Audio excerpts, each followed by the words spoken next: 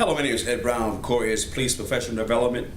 I wrote an article recently about the brain drain in many police departments. The brain drain in police departments, like a brain drain in any corporation or any organization, is all about people who have experience leaving that department, organization, and then going on somewhere else with all the information, all the skill sets, and all the experience with them.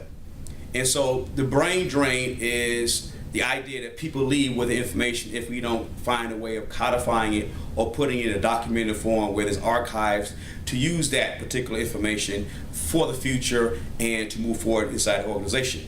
So that's essentially what the article is about. So a few articles that I've done on that particular subject deals with that subject of maintaining information inside police departments so that as years go by, you're not reinventing the wheel, you're actually circling and packaging information inside your department in ways that information is kept inside. So I got a few questions that came out of that particular article that I want to respond to today.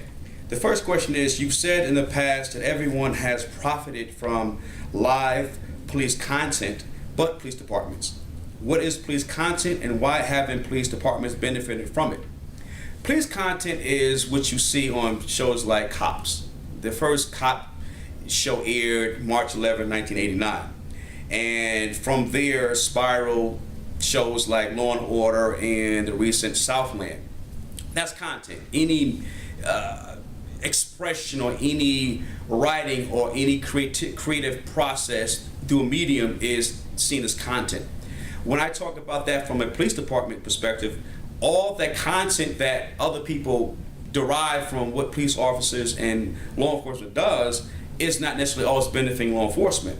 So the methodology that we can use is saying, hey, we have officers go out every day dealing with all kinds of experiences from terrorism to domestic to traffic stops to drug stops. All that's part of law enforcement.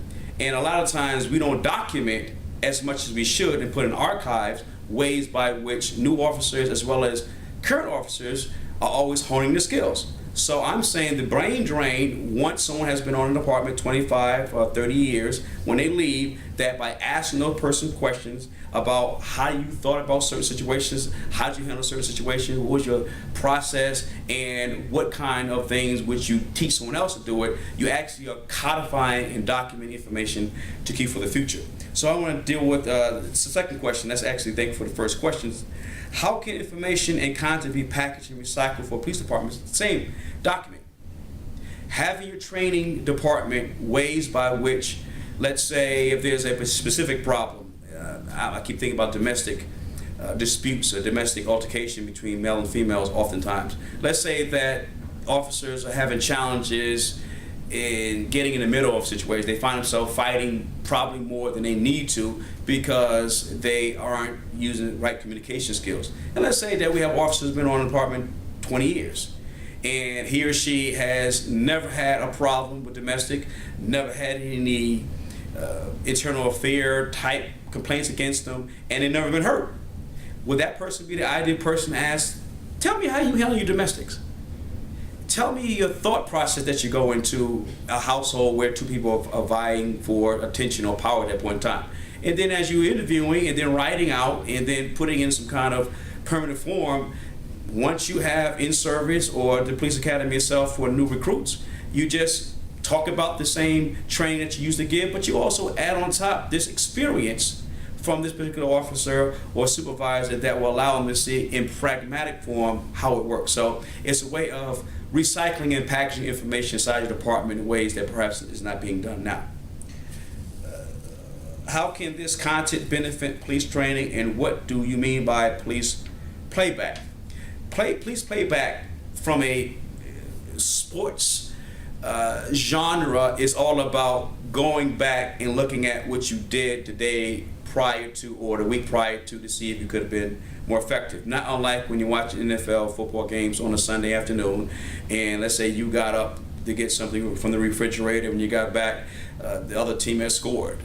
It would be ideal to see the playback to see exactly how they scored. Not unlike what they do on Monday mornings after the game is over. Those teams take that same reel and go back and see how could they have been more effective in the game prior to that Monday. So police playback is all about constantly going back and seeing how effective you are in your efforts to perfect as well as become excellent in your vocation. So the playback allows you to see the reels, the stops, the actions by which we can actually go back and see, can we do it more effectively? Finally, what services do you provide that will allow police departments to begin benefiting more from this content? As a consultant, and part of what I do is consultancy, having been with the Atlanta Police Department and gotten a degree in police management, my thing is, like, not unlike what our late business guru Peter Drucker did, just look at what we're doing and just codify it, document it. You're not creating anything new. You only are just going through what we're already doing and putting in forms by which you can go back and look at it. 100 years from now, when police departments are trying to figure out certain things that worked in the past, it would behoove us to have some documentation that has actually worked in the past, because we actually have it on file. It's not like when you look at presidents. If it's President Obama to all the way down to the recent president, Nixon, they never make decisions based on what the ideas from the heart are totally. They go back to what Lincoln, Johnson, Jackson, Washington, all those presidents in the past, what they do in certain situations. And you would say, well, how is that relevant 100 years past or 200 years in the past now?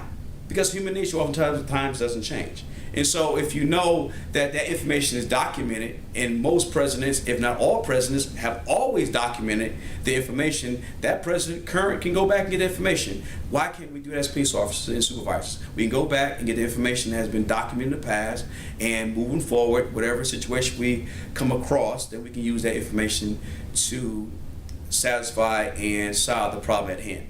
And so the brain drain won't be a problem in the future if we start creating archives and documenting archives within training units, so that the information is maintained and contained inside police departments. We don't have to always go to Atlanta or New York or LA to create our own archives of best practices. We can actually do it within our own police departments, and that's what I'm advocating.